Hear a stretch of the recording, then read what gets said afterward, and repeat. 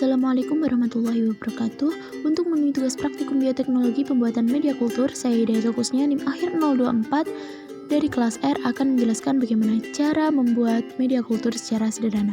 Berikut adalah alat dan bahan yang dibutuhkan. Bahan yang digunakan pertama yaitu air kelapa. Air kelapa digunakan sebagai zat pengatur tumbuh. Lalu, dibutuhkan pula gula yang digunakan sebagai sumber energi pada media. Selanjutnya terdapat air rebusan kentang yang digunakan untuk meningkatkan pertumbuhan eksplan. Lalu dibutuhkan pula agar-agar yang digunakan sebagai pemadat media atau sebagai penopang agar eksplan yang ditanam tetap pada tempatnya atau tidak berpindah. Selanjutnya yaitu ada pupuk daun yang digunakan sebagai penyedia unsur hara makro dan juga unsur hara mikro. Lalu terdapat sari tomat yang digunakan sebagai bahan yang mengandung auksin. Lalu terdapat sendok yang digunakan untuk mengaduk larutan. Lalu juga terdapat air yang digunakan untuk melarutkan semua bahan. Selanjutnya terdapat gelas pengukur yang digunakan untuk mengukur larutan yang dibutuhkan. Selanjutnya terdapat plastik dan juga karet yang digunakan untuk menutup botol yang sudah berisi media. Lalu terdapat wadah yang sudah saya tandai untuk mencampur semua bahan.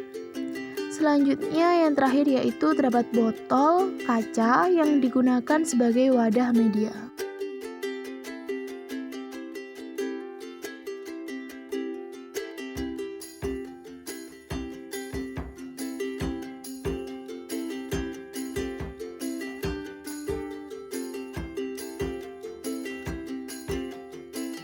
Proses pembuatan. Langkah pertama, kita dapat menuangkan air rebusan 100 gram kentang ke dalam wadah atau panci yang telah disiapkan. Selanjutnya, kita dapat menuangkan air kelapa sebanyak 75 ml ke dalam wadah. Lalu kita tuangkan sari tomat sebanyak 30 gram. Di sini, tomat hanya diambil sarinya saja tanpa tambahan air. Selanjutnya, kita tambahkan bubuk agar-agar yang telah disiapkan, yaitu agar-agar putih. Di sini kita memakai agar-agar putih sebanyak 3,5 gram. Selanjutnya, kita tambahkan pupuk daun sebanyak 3 gram ke dalam wadah. Lalu, kita tambahkan pula gula pasir sebanyak 15 gram. Dan yang terakhir, kita tambahkan air ke dalam wadah yang sudah saya tandai sebelumnya. Di sini air untuk memenuhi hingga sampai 500 ml. Setelah itu, kita aduk media yang telah dicampur menjadi satu menggunakan sendok. Idealnya, larutan media akan diukur pH-nya menggunakan indikator pH universal. Tujuannya untuk mengetahui apakah pH larutan sudah sesuai atau belum dengan yang diharapkan.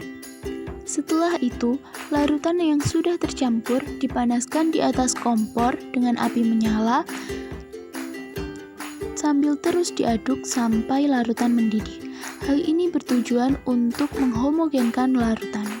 Setelah larutan mendidih, matikan kompor dan diamkan larutan beberapa saat sampai agak mendingin. Setelah mendingin, kita dapat memasukkan larutan ke dalam botol menggunakan gelas pengukur atau benda lainnya yang memudahkan kita untuk menuangkan larutan ke dalam botol.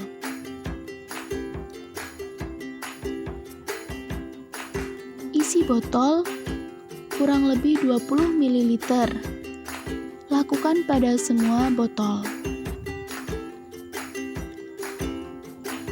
Setelah semua botol terisi, kita dapat menutupnya menggunakan plastik yang telah disediakan dan juga karet.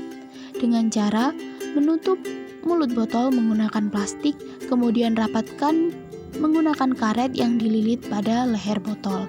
Hal ini bertujuan agar media yang di dalam tidak terkontaminasi oleh bakteri ataupun jamur dari luar.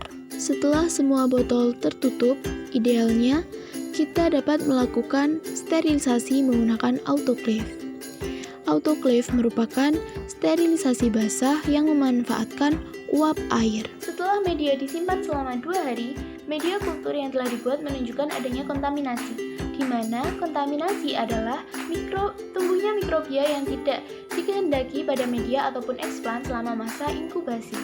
Pada media yang telah dibuat menunjukkan adanya buih dan juga bintik-bintik putih, di mana bintik-bintik putih tersebut menyatu dan membentuk suatu lapisan putih di atas permukaan media.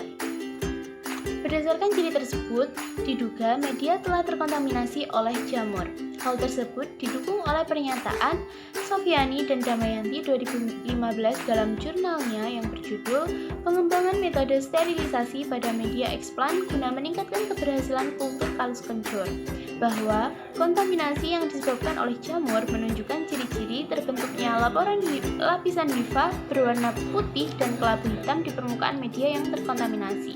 Selain itu, adanya kontaminasi pada media yang telah dibuat diduga karena tidak dilakukannya sterilisasi, di mana dalam pembuatan media sendiri sterilisasi sangat penting dilakukan, karena dalam sterilisasi tersebut dilakukan untuk menghindari adanya kontaminasi pada media yang disebabkan oleh jamur ataupun bakteri. Selain itu, menurut Zhong 2001, terbentuknya busa pada media selain disebabkan oleh laju aerasi, juga disebabkan oleh komposisi medium, viskositas kultur, struktur fisik bioreaktor yang digunakan, dan keberadaan sel-sel tersebut. Sekian dari saya, apabila ada kurang lebihnya mohon maaf. Wassalamualaikum warahmatullahi wabarakatuh. Terima kasih.